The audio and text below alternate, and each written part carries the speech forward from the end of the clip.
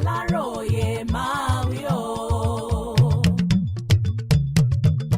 Àwọn ará Ìbàdàn ti ń kíra wọn kú oríire èyí lohun tó ṣẹlẹ̀.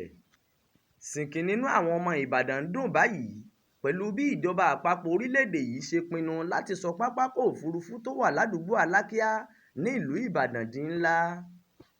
Gómìnà ìpínlẹ̀ Ọ̀yọ́ ẹnjiníà Ṣèyí Mákindé fìdí ọ̀rọ̀ náà múlẹ̀ lọ́jọ́rùú wẹ́sídẹ̀ẹ́ ọjọ́ 16 oṣù kẹfà ọdún 2024 yìí.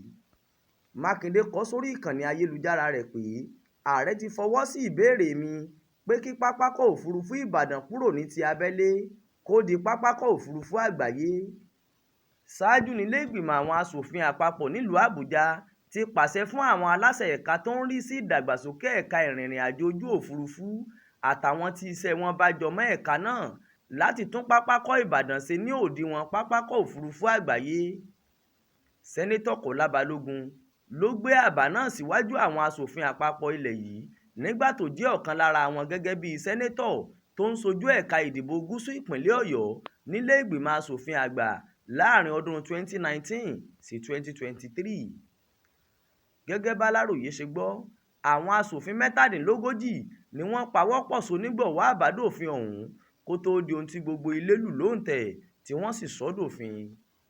Ní báyìí, ààrẹ orílẹ̀-èdè yìí Ààrẹ Bọ́lá Ahmed Tinubu ti fọwọ́ sí ìpinnu àwọn aṣòfin náà tó sì ti dòfin.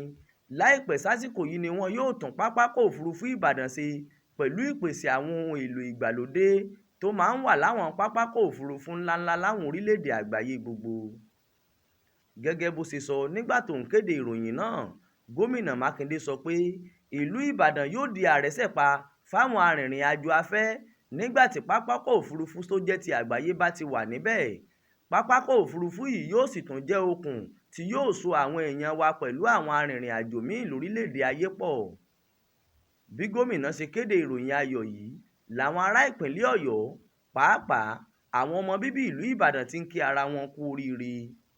Èyí wáyé lẹ́yìn ọ̀sẹ̀ kan tí gómìnà ìpínlẹ̀ Ọ̀yọ́ fọwọ́ sí pé kí ọba Owólabí Akínlóye Ọlákùlẹ́yìn tí í ṣe balógun ilẹ̀ Ìbàdàn jẹ́ Olúbàdàn ilẹ̀ Ìbàdàn ní ìbámu pẹ̀lú ìfẹnukò àwọn afọbajẹ ìlú náà.